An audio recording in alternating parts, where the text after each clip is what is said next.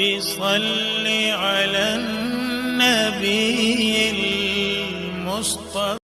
بسم اللہ الرحمن الرحیم.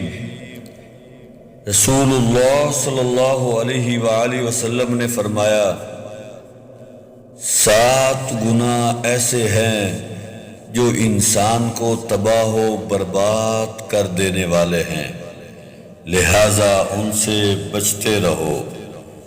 صحابہ کرام رضوان اللہ تعالی علیہم اجمعین نے پوچھا، یا رسول اللہ صلی اللہ علیہ وآلہ وسلم، وہ کون سے گناہ ہیں جن سے انسان تباہ ہو جاتا ہے؟